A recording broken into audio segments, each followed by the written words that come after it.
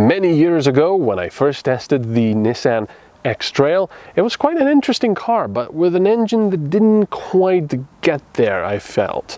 I think it was the 1.6 liter diesel engine. So Nissan, after all these years, has finally listened to us, and they put in a 1.3 liter petrol. But it's not actually just any 1.3, it's the 160 horsepower one. So this should be interesting. Two things first though.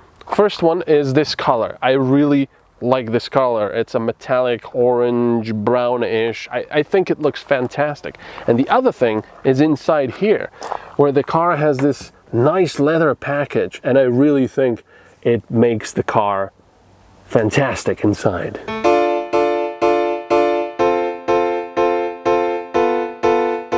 A big car with a tiny engine then.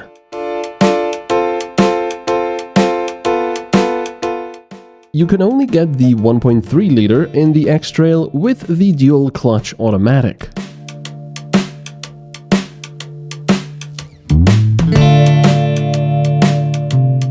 Now let's see if it drives as well as it looks.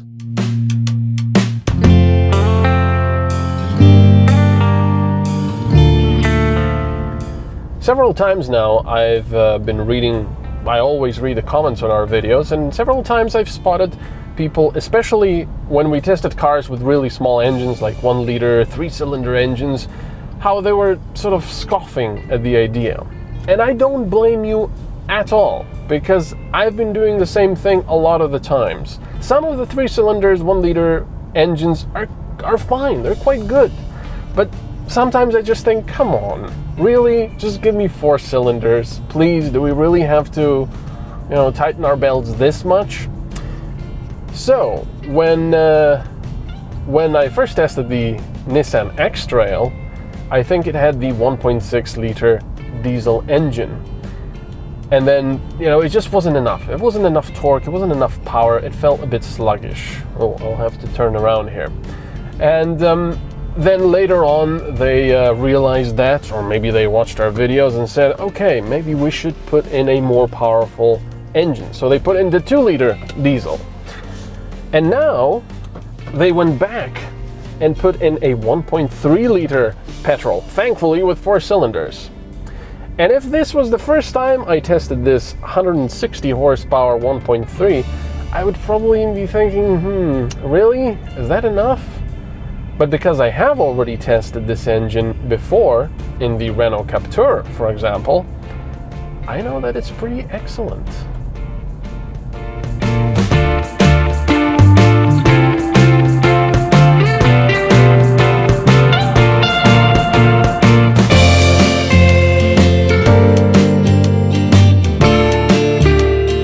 Some people might look at me and say, you're crazy. How can you compare a 1.3 liter turbo petrol engine to a 2 liter diesel for a car like this? With the current prices of fuel and with the fact that a petrol will not have as much torque as a diesel, even turbocharged, and just, and I sort of agree. Some of those points are valid. The petrol engine will have more consumption, will have a higher consumption, and it won't necessarily have as much torque as a diesel engine. But there are also a few pluses with a petrol. One, it's more civilized, even though diesels have become very civilized engines, but still, this is quieter and more civilized. And it's actually got a really nice sound. If you want it to be quiet and refined, just don't put your foot down and it will be. It's very nice, actually. And as far as torque is concerned, I actually don't have complaints.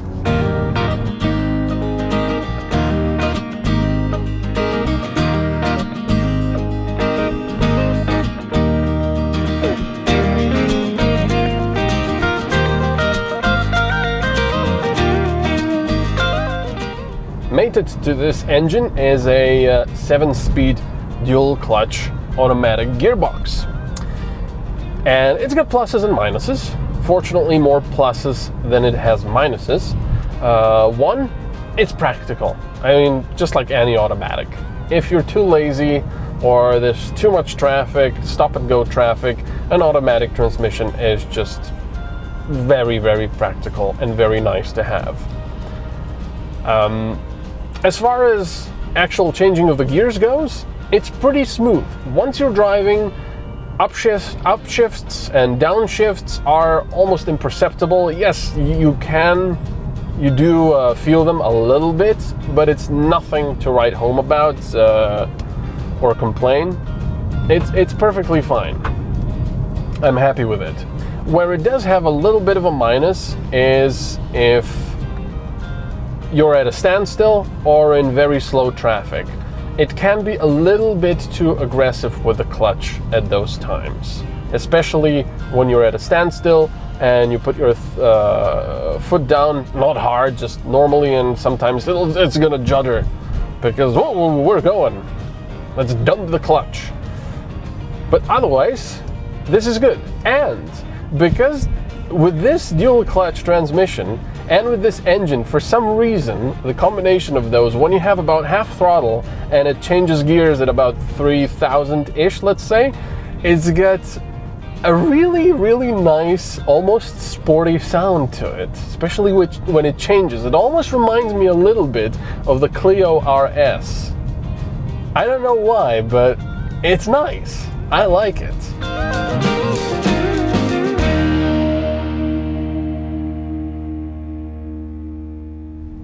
So now we get to the big one. Fuel consumption. Big car, tiny engine, turbocharged petrol. It's got to be in the range of 8 to maybe even 9 liters per 100 kilometers, isn't it? Well, it's not. It's actually far from that. Right now, my average consumption is 6.6 liters per 100 kilometers, and it's dropping. So, I think if you were to drive very economically, there's also an eco button here that I haven't been using at all, but if you were to drive very economically, there we go, 6.5. It keeps dropping now. You could get it below 6.5. In the Slovene version, I said you could get it a hair below 6.5, but now I'm thinking you could potentially, with very economical driving, possibly get it to around 6 liters per 100 kilometers. And for a car this size, with 160 horsepower, I think that's a really, really good result, actually. 6.4. Now it's going to climb because I'm climbing. But, you know, this average consumption came all the way up to 7.5 when we weren't really driving very economically. And yeah, it got to 6.4 now when I'm taking it easy. So I think if you were to drive it mostly through towns, small towns, and at lower speeds, say 60 to 90 kilometers per hour, you could probably get it to around 6 if you were feathering the throttle. So that's quite impressive.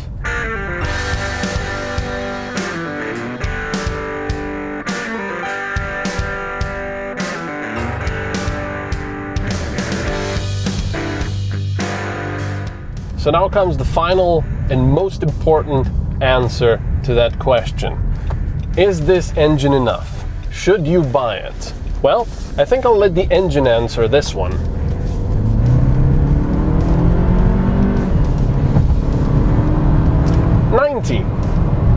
I would say that's a resounding yes.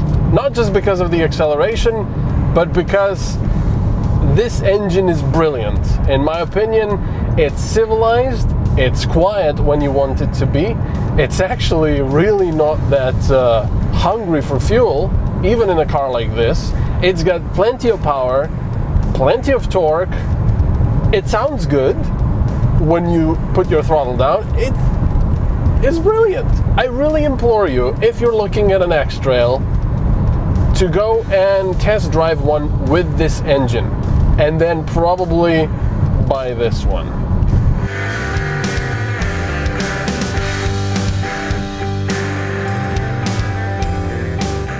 The 1.3-liter engine with the automatic transmission starts at just over 29,000 euros. A fully loaded X-Trail with the same engine and all of the extras will cost you just over 36,000 euros.